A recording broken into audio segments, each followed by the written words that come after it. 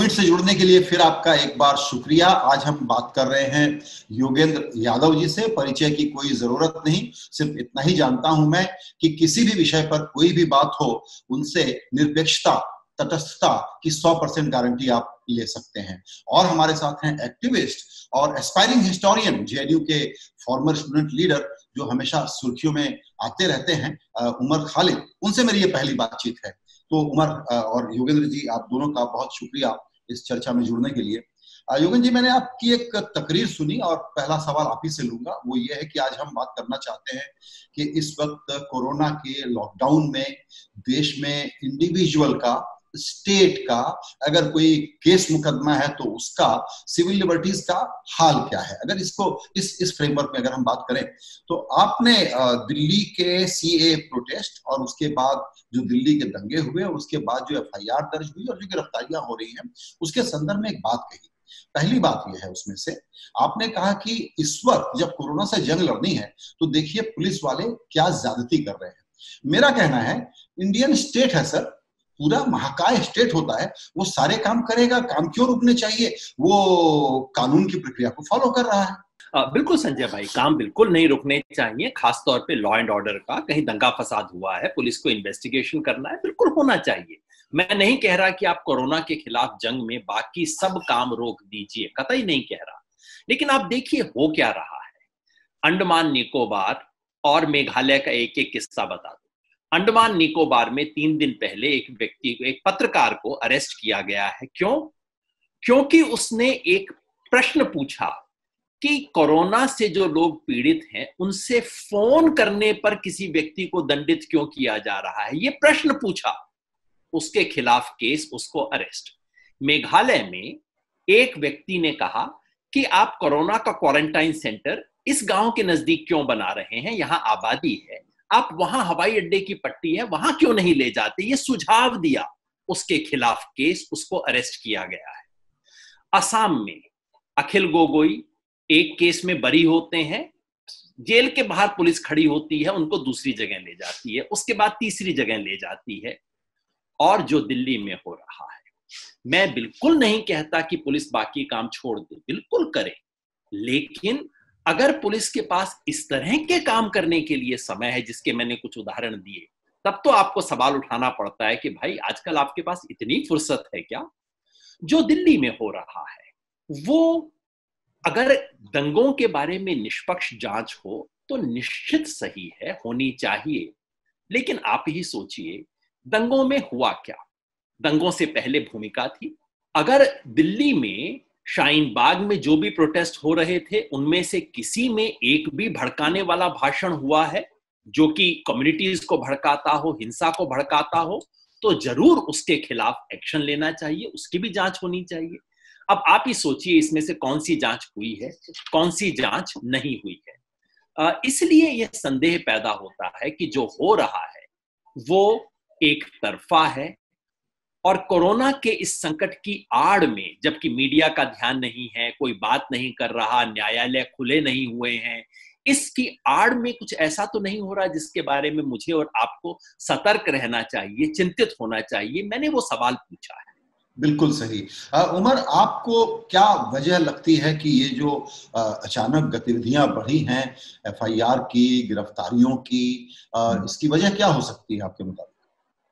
देखिए, वजह तो ये लॉकडाउन शुरू होने से पहले ही गृह मंत्री द्वारा संसद के अंदर क्लियर कर दिया गया था। और जिस तरीके से इन्वेस्टिगेशन हुआ है, क्लियर है कि जो विरोध की आवाजें हैं इस सरकार को पसंद नहीं है, और खासतौर से विरोध की आवाजें जो आंदोलन में, सीए के खिलाफ आंदोलन में निकल कर आई थी, उनको दबाने का एक मौका देखा जा रहा है सरकार की तरफ से। और lockdown is being converted into a lockdown of rights, कि हमारी सिविल लिबर्टीज को ही लॉकडाउन कर दिया जा रहा है और लोगों को गिरफ्तार किया जा रहा है।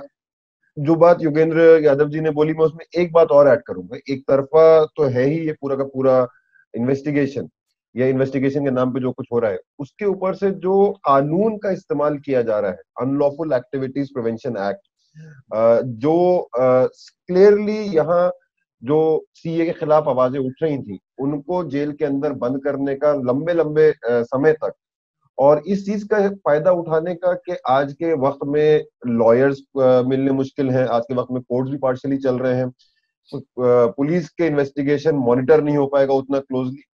तो उनको लग रहा है कि एक गोल्डन अपॉर्चुनिटी है ये लॉकडाउन का पीरियड, जहां जितनी भी आवाजें पिछले 3-4 महीने में उभरी थी उनको दबा दिया जाए। अगर आज आप जामिया मिल्लिया इस्लामिया के छात्रों से बात करें तो वहां एक डर का माहौल है। जो 2-3 गिरफ्तारियां जामिया मिल्लिया इस्लामिया से हुई हैं, कि अब उनको लग रहा है कि हमारी गिरफ्तारी अगली तो नहीं होने वाली। वहां पुलिस रोज 10-11 लोगों को बुलाती है बातचीत के नाम पे। और अब खुद सोचिए, जब सोशल डिस्टेंसिंग को बोला जा रहा है, वो सोशल और लॉकडाउन किया जा रहा है, is this not a mockery of the lockdown? Is this not a mockery of social distancing के रोज 10-11 लोग घर से निकल के थाने तक जाते हैं, जब दुनिया भर में ये बोला जा रहा है कि जेलों को खाली किया जाए। हमारी सरकार छात्रों को, कार्यकर्ताओं को, एक्टिविस्ट को जेल के अंदर डाल रही है बहुत फ्लिम्जी चार्जेस पे, बहुत फ्लिम्जी एविडेंस पे। बल्कि मैं बोलूंगा कि एविडेंस के बतौर पुलिस ने अभी तक कुछ भी नहीं दिखाया है, जितना रिमांड मांगा है और जितना बेल रिजेक्ट किया है। जिसमें से एक 3 महीना प्रेग्नेंट महिला भी है, सफूरा जरगार, जो जामिया कोऑर्डिनेशन कमेटी की मीडिया इंचार्ज थी, जो मीडिया से कोऑर्डिनेट कर रही थी। आज ही मैं एक वायर में इन्वेस्टिगेटिव रिपोर्ट पढ़ रहा था कि उनको टारगेट इसलिए किया गया कि एक व्हाट्सएप ग्रुप के वो और मीरान एडमिन थे, और जिस व्हाट्सएप ग्रुप का काम ये था कि मीडिया के साथ कोऑर्डिनेट करके उस प्रोटेस्ट की कवरेज करवाना।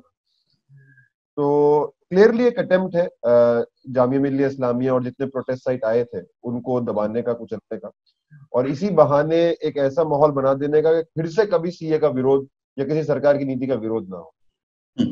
तो देखिए, जो पुलिस कह रही है या पुलिस की तरफ से जो व्यवस्था के लोग हैं वो जो कहते हैं वो तो ये है कि ये सीए का प्रोटेस्ट का जो आखिरी दौर था उसमें बहुत इस तरह की बातें हुई, प्रोवोकेशन किया गया, जिसके रिजल्ट के तौर पर दिल्ली के दंगे भड़के हैं।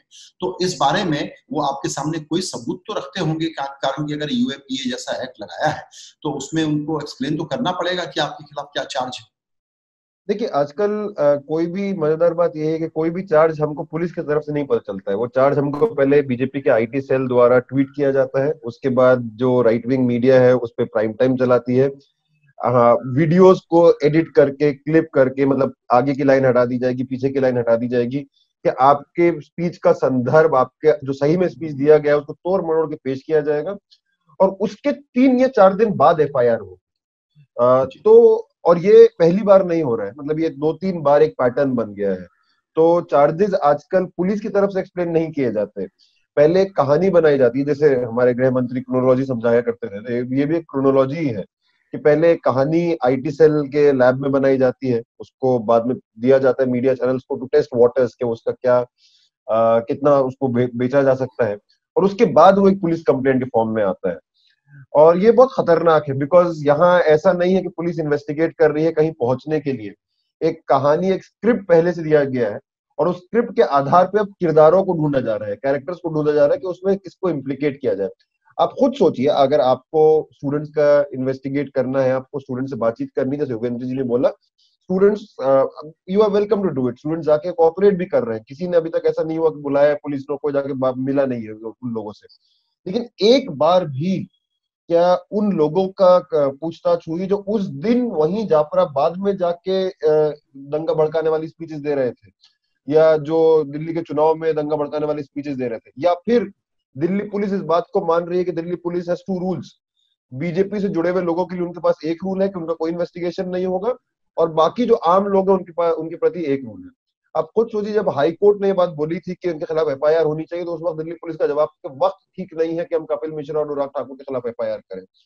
तो उनके खिलाफ एफआईआर भी नहीं हो रही है। और दूसरी तरफ जो आम छात्र हैं, आम कार्यकर्ता हैं, जिनको आज के वक्त में वकील मुहैया कराना भी मुश्किल हो रहा है, आप इस लॉकडाउन का इस्तेमाल करके उनको गिरफ्तार कर रहे हैं, बहुत शर्मनाक है। मुझे बहुत दुख होता है जब मैं सफूरा के बारे में सोचता हूँ, जो मतलब इस समय तिहाड़ के कंप्लीट आइसोलेशन में है, वहाँ जो आइसोलेशन वार्ड, आइसोलेशन जेल में है, एक गर्भवती महिला, आप उस पर क्या बीत रही होगी, जिसका सिर्फ काम ये था कि वो मीडिया से कोऑर्डिनेट करती थी जामिया स्टूडेंट्स के एक्टिविज्म को। बिल्कुल। एक छोटा सा सवाल फिर योगेंद्र जी से इंटरप्रिटेशन चाहूंगा मैं। वो ये है कि जैसा आपने ठीक ही कहा कि हम अखबारों में सोर्स बेस्ड स्टोरीज पढ़ते हैं, तो आपके केस के डिटेल में जाए बगैर अगर मैं सिर्फ फैक्ट के तौर पर ये समझना चाहूं कि क्या स्टेटस है। हमने ये सुना कि आपका नाम एफआईआर में है, या एफआईआर में सिर्फ टेक्स्ट में जिक्र है, एक्यूज नहीं है, और आप पर यूएपीए लगा है या नहीं लगा है? अब जितना जैसे आपको नहीं पता और वैसे ही मुझको भी नहीं पता, ये इतना वेग है। मतलब ऐसा मजेदार दौर है हमको कि अपने बारे में खबर मीडिया से मिलती है और कंफ्लिक्टिंग खबरें मिलती हैं, और मीडिया में जो आज के वक्त में मीडिया की क्रेडिबिलिटी है, मतलब खासतौर से जो उनका प्रचार करते हैं, उसमें समझ में नहीं आता क्या सच है क्या झूठ है। तो फ्रैंकली मुझे पता नहीं मेरे खिलाफ एक्विजिशन है, चार्ज है, एफआईआर है, क्या है। अगर कुछ है तो पुलिस मुझसे पुलिस ने आपको अभी तक विजिट नहीं किया है? नहीं, विजिट भी नहीं किया है, कॉल भी नहीं किया है, और उनके पास जबकि मेरे सारी डिटेल्स हैं। Okay okay, interesting. लेकिन योगेंद्र जी, बिल्कुल ही आपने उमर की, हाँ जी, ये बहुत इंटरेस्टिंग है कि खबर छपी है कि उमर के खिलाफ एक्शन है, लेकिन उमर के पास अभी कुछ पहुंचा ही नहीं। और ये एकमात्र किस्सा नहीं है, जगह जगह ऐसा हो रहा है। ये सारी की सारी स्क्रिप्ट पहले बन रही है। देखिए संजय भाई, मैं कम से कम 100 एंटी-सीए रैलीज में गया, मैं वहां बोला। उमर की भी मैंने 5-7 स्पीचेस तो लाइव देखी वहां, और मैं उससे पहले उमर को बहुत अच्छे से जानता नहीं था। 6-8 महीने पहले से मेरी कोई बहुत व्यक्तिगत जान पहचान नहीं, और अखबारों में पढ़ के मैं सोचता था किस तरह की इनकी राय होगी। ये जो 100 जगह पे मैं गया हूं, कोई एक भी जगह नहीं थी जहां भारत के राष्ट्रवाद के बारे में बुलंदी के नारे ना लगे हों, भारत की जय के नारे ना हो, जहां संविधान की, अंबेडकर की, गांधी की बात ना की गई हो। एक जगह पे मैंने नहीं सुना जहां हिंदू मुसलमान को आपस में लड़ाने की कोई बात हुई हो। आउट ऑफ द वे जाके हिंदू मुस्लिम एकता की बात हर जगह हो रही थी। मैं चाहता हूं सरकार एक एविडेंस लेके आए। हर्ष मंदिर पे किया वो जो स्पीच आपने देखी ली, वो प्यार मोहब्बत की बात कर रहा है, उस स्पीच के ऊपर ये किया जा रहा है। यही बात उमर खालिद की स्पीचेस पे भी निकलेगी, आप इसको देख लीजिए। एक और साथी का मैं जिक्र करना चाहता हूं, खालिद सैफी, जो फिलहाल जेल में हैं, जिनके बारे में और भी स्ट्रिक्ट केसेस लगा दिए। अब उस व्यक्ति को मैं कई समय से जानता हूं, और इस पूरे आंदोलन में उनके साथ मेरा काफी नजदीकी से ताल्लुक रहा था। मैंने अपनी आंख से देखा है वो व्यक्ति, जबकि लोग कह रहे थे कि नहीं, धरने से काम नहीं चलेगा, सड़क पे आओ, और वो खालिद सैफी उनको सबको कह रहा है कोई सड़क पे नहीं आएगा, कोई ऐसी बेवकूफी की हरकत नहीं होगी, कोई व्यक्ति बेजा हरकत नहीं करेगा, कानून संविधान के खिलाफ कुछ हमें नहीं करना है। वो जो सबको समझा रहा है, मना रहा है, डांट रहा है, उस व्यक्ति पे आरोप लगाया गया है कि आपने दिल्ली के दंगे भड़काए। सुना है उमर खालिद के ऊपर भी ये है कि आप दिल्ली के दंगों के मास्टरमाइंड हैं। भाई, या तो मैं इतना बेवकूफ हूं कि जिन लोगों को मिलता हूं उन लोगों के बारे में इतना भी नहीं पता कि मैं इतने बड़े क्रिमिनल के साथ बैठा हुआ हूं, या ये सारी की सारी चीज विशुद्ध मजाक है, बकवास है। क्या कर रहे हैं ये लोग? और यूएपीए लगाना इसके खिलाफ, यूएपीए कानून जो है ये टेररिस्ट लोगों से डील करने के लिए बना है। इस देश में दंगे पहले भी हुए हैं, मर्डर्स भी हुए हैं, और उस सब के लिए कानून है। आप जो मर्डर का कानून है उसमें लाइए, आप दंगे के लिए सामान्य सजा जो है उसके अंदर लाइए। क्यों यूएपीए लगा रहे हैं? क्योंकि यूएपीए के तहत आपको, पुलिस को, कोर्ट को बताना भी नहीं पड़ेगा कि इस व्यक्ति के खिलाफ चार्जेस क्या है। चार्जेस भी नहीं बताने पड़ेंगे। 3 महीने तक कुछ आपको एक कागज का टुकड़ा भी नहीं दिखाना पड़ेगा कि किस व्यक्ति के खिलाफ है क्या। इसलिए सिर्फ यूएपीए लाया जा रहा है। अगर ये न्याय के साथ मजाक नहीं है तो क्या है? मैं चाहता हूं दिल्ली के दंगों की इन्वेस्टिगेशन हो, और वो इन्वेस्टिगेशन में मुझे विश्वास है हिंदू भी फंसेंगे, मुसलमान भी फंसेंगे। मैंने आपके साथ बातचीत में कहा था, बिल्कुल स्पष्ट है, पत्थर दोनों तरफ से चले, गोलियां दोनों तरफ से चली, भड़काव का काम दोनों तरफ से हुआ होगा। इस देश में पुलिस और न्याय व्यवस्था की जिम्मेवारी है कि कम से कम इन्वेस्टिगेशन में तो दिखाए, कम से कम दिखावा तो करे कि भाई हम दोनों की जांच कर रहे हैं। बाद में जो निष्कर्ष निकलेगा वो तो निकलेगा, कम से कम इतना दिखावा तो कर दीजिए, लोगों को थोड़ा तो भरोसा बने कि आप जांच तो कर रहे हैं। वो कपिल मिश्रा जो कि टीवी के सामने खड़े होके बयान देते हैं, खुद उस क्लिप को दुनिया भर में सर्कुलेट करते हैं, उनको बुला के, मैं नहीं कहता अर्नब गोस्वामी की तरह 12 घंटे, कम से कम 12 मिनट उनसे पूछ तो लीजिए, हुजूर आप ये क्या कर रहे थे? ये जो बड़े बड़े मंत्री हैं उनको एक चिट्ठी तो डाल दीजिए कि सर ये आपका जो बयान है इसके बारे में आप हमें, मंत्री है, मंत्री को बुलाते आपको डर लगता है, उससे आप एक चिट्ठी लिख के तो मांग लीजिए कि कुछ लोग कह रहे हैं कि आपने भड़कावे का बयान दिया, ये गोली मारो, पता नहीं आपने सालों को कहलवाया था या क्या कहलवाया था। मंत्री से पूछ तो लीजिए हुजूर आप कर क्या रहे थे। ये अगर नहीं होता, अगर ये प्रश्न भी नहीं पूछे जाते, जांच का दिखावा भी नहीं होता, कौन इस देश की न्याय व्यवस्था पे विश्वास करेगा। आज आप खेल खेल लीजिए जो खेलेंगे संजय भाई, इसके नतीजे 20 साल, 30 साल, 50 साल में होते हैं। याद है आपको जब 1984 के दंगों में जिस तरह की इन्वेस्टिगेशन हुई थी, आपको याद है तब कांग्रेस का राज हुआ करता था, जो फ्रॉड हुआ था इन्वेस्टिगेशन के नाम पे, और उसने सिख समुदाय के मन में कितने गहरे जख्म भरे थे, कितने सालों तक वो जख्म चले थे। क्या हम उसकी एक और शुरुआत कर रहे हैं? यही मेरा निवेदन है एक भारतीय के नाते। आप जांच कीजिए, एविडेंस लाइए, लोगों को इतना तो भरोसा हो कि आप पूरी जांच कर रहे हैं, ताकि आपके निष्कर्ष में भरोसा करने का मन तो करे। जी, आपकी ये बात जो है बहुत कंपेलिंग है, लेकिन पता नहीं अब बहुत सारे लोगों को ये लगने लगा है कि अब शायद ये होगा नहीं। उसमें एक नई बात आ गई है। नई बात ये है कि जब कोरोना वायरस जैसा एक बहुत ही बड़ी आफत आई भी है, और ऐसे में लॉकडाउन का मतलब ये होता है कि किसी भी स्टेट और किसी भी सरकार की ताकत, उसके डिस्क्रिशनरी पावर, वो सब बढ़ जाते हैं। जहां ऑलरेडी संघर्ष इस बात का है कि इंडिविजुअल कुछ नहीं है, आइडेंटिटी सब कुछ है। इस नैरेटिव में हम ऑलरेडी फंसे हुए थे। उसके बाद अब जो हालात हैं, और उसमें जो आपने कहा कि कम से कम बेसिक नियम उसूलों का पालन तो कर लो, जो एक कानून के राज में जरूरी होता है। तो अब दांव पर क्या है, क्योंकि बहुत लोगों को ये लगता है कि यहां से हालात और बिगड़ेंगे। जहां तक इंडिविजुअल का सवाल है, उसकी लिबर्टी का सवाल है। संजय भाई, दांव पे तो लोकतंत्र है, सीधी सीधी बात है। जो हो रहा है, देखिए वैसे भी हिंदुस्तान का लोकतंत्र कोई बहुत शानदार अवस्था में नहीं था फरवरी के महीने तक। जो कुछ कई चीजें हो चुकी थी वो सब हो चुकी थी। अब जो बचा खुचा है, जिस तरह से सुप्रीम कोर्ट में हो रहा है, मैं कोई ज्यादा टिप्पणी करना नहीं चाहता, क्योंकि आपके चैनल को मानहानि में मैं फंसवाना नहीं चाहता। मैं तो बोल दूं जो सच बात मुझे महसूस होती है। लेकिन जो हो रहा है वो क्या कॉन्फिडेंस इंस्पायर करने वाला है। तमाम संस्थाओं में जो हो रहा है, जो गवर्नर कर रहे हैं, तो ये तो बिल्कुल इस time what is at stake is the very constitution of India. What is at stake is democracy in this country. What is at stake is the minimal rights provided by the constitution. उसका जो संघर्ष है, और दुनिया भर में हम देख रहे हैं, जैसा आप बिल्कुल ठीक बता रहे हैं, इसका बहाना बना के हंगरी में जो हुआ है आपने देखा ही होगा, इसका बहाना बना के इसकी आड़ में कुछ दूसरे खेल हो रहे हैं। और मुझे महसूस होता है, कहना चाहता हूं, आज इसकी आड़ में कुछ कर लिया जाए, दीर्घ काल में इसका देश पर क्या असर होगा, हमारी छवि पे क्या होगा, हमारे देश के भविष्य पे क्या असर होगा, इसके बारे में सोचने की जरूरत है, चिंता करने की जरूरत है। अगर हम वो नहीं करेंगे तो आने वाली पीढ़ियों के साथ हम न्याय नहीं कर रहे। बिल्कुल। उमर, योगेंद्र जी ने संघर्ष का जिक्र किया। आपसे ये समझना चाहूंगा कि अब आपका आगे का रास्ता, आपका आगे का संघर्ष, What do you do from here on?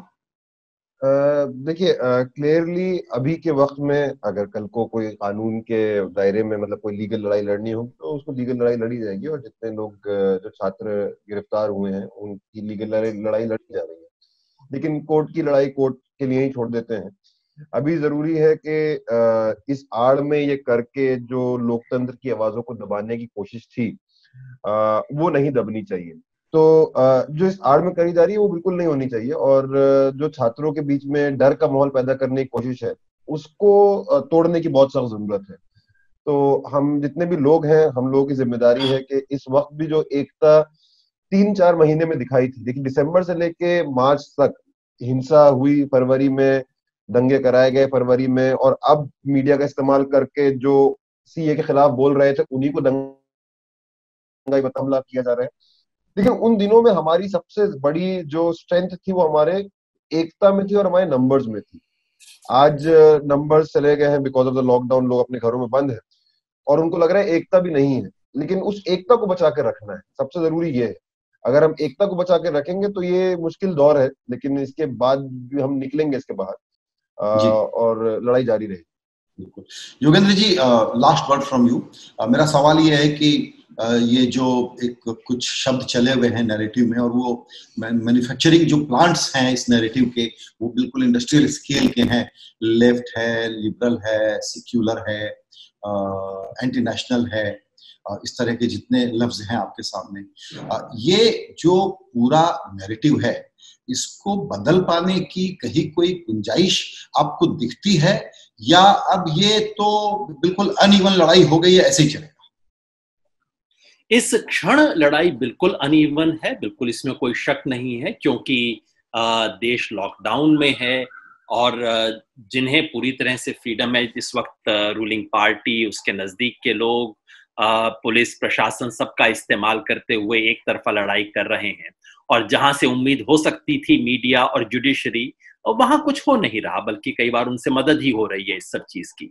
लेकिन ये याद रखिए, ये वक्त बहुत देर तक चलता नहीं है। इंदिरा गांधी को भी इमरजेंसी में लगता था कि कौन मुकाबला करने वाला है। आप और मैं कम से कम इतने बड़े थे कि आंख खोल के देख सकते थे उस वक्त की इमरजेंसी में क्या हो रहा था। एक क्षण था जब लगता था कि इसका कोई मुकाबला नहीं कर सकता, चाहे तो 20 साल चला ले। वो 20 महीने नहीं चला पाए। कुछ होता है लोकतंत्र में, जो लोग एक बार लोकतंत्र का स्वाद चख लेते हैं, बहुत लंबे समय तक नहीं झेल पाते हैं इन चीजों को। और मुझे लगता है कि कोरोना की लड़ाई के अंदर सरकार का जो अलोकतांत्रिक रवैया रहा है, खास तौर पे मजदूरों के साथ जो कुछ हुआ है, और जो न्यूनतम रिलीफ मिलना चाहिए वो देने में जिस तरह की कोताही हुई है, उससे कई लोगों की आंख खुलनी शुरू होगी। और एक बार आंख खुलेगी तो बात दूर तलक जाएगी। बिल्कुल। तो कोरोना, राज व्यवस्था, पुलिस और इंडिविजुअल की सिविल लिबर्टी पर इस चर्चा में शामिल होकर के आप लोगों ने जो राय रखी, उसके लिए बहुत शुक्रिया।